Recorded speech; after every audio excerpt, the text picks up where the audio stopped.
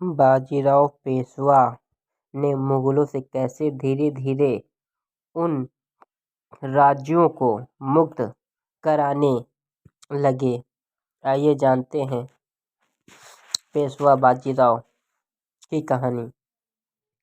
पेशवा बाजीराव 4 जनवरी 1721 में निजाम उल मुल्क आफत जह प्रथम से मिले और अपने विवादों को एक समझौते के तौर पर सुलझाया।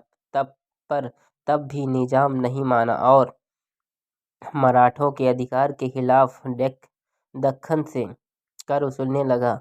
सन 1722 में निजाम को मुगल शासक का वजीर बना दिया गया, परंतु सन 1723 में सम्राट मुहम्मद शाह ने निजाम को दक्खन से अवध भेज दिया।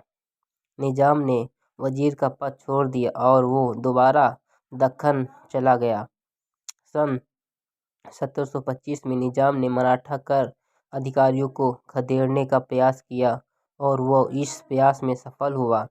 इसके एवज में 27 अगस्त सन 1727 में बाजीराव निजाम के खिलाफ मोर्चा शुरू किया और उन्होंने जलना, बुरहानपुर और खानदेश सहित निजाम के कई राज्यों पर कब्जा कर लिया।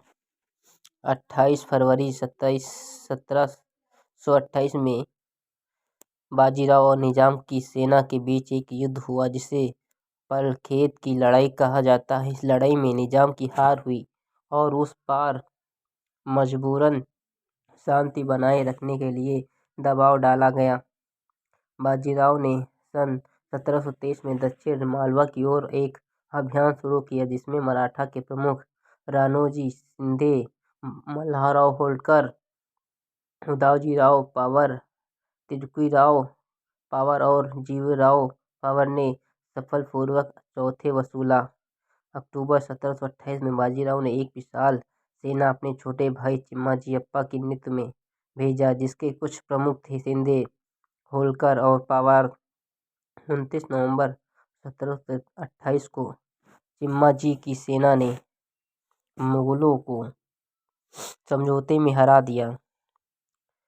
बुंदेलखंड के महाराजा छत्रसाल ने मुगलों के खिलाफ विद्रोह छेड़ दिया था, जिसके कारण दिसंबर 1728 में मुगलों ने मुहम्मद खान बख्श के नेतृत्व में बुंदेलखंड पर आक्रमण कर दिया और महाराजा के परिवार के लोगों को बंदी बना लिया। छत्रसाल राजा के बार बार बाजीराव से मदद मांगने पर सन 1729 को ही बाजीराव ने उत्तर दिया और अपनी ताकत से महाराजा छत्रसाल को उनका सम्मान वापस दिलाया। महाराजा छत्रसाल ने बाजीराव को बहुत बड़ी जागीर सौंपी और अपनी बेटी मस्तानी और बाजीराव का विवाह भी करवाया। साथ ही महाराजा छत्रसाल ने अपनी मृत्यु सन 1731 के पहले अपने कुछ मुख्य राज भी मराठों को सौंप दिए। 1730 में पेशवा बाजीराव ने अपने छोटे भाई चिम्माजीअप्पा को गुजरात भेजा। मुगल शासक के गवर्नर सुबेदलंद खान ने गुजरात का कर इकट्ठा चौथे और सरदेमुखी को मराठों को सौंप दिया। 1 अप्रैल 1731 में बाजीराव ने दाभड़े, गायकवाड़ और कदम बंदे की सेना को हरा दिया और देयास के युद्ध में त्रिराव की मृत्यु हो गई। 27 दिसंबर 1732 में निजाम की मुलाकात पेशवा बाजीराव से हुई राम में हुई, परंतु निजाम ने कसम खाई कि वो मराठों के अभियान में हस्तक्षेप नहीं करेगा।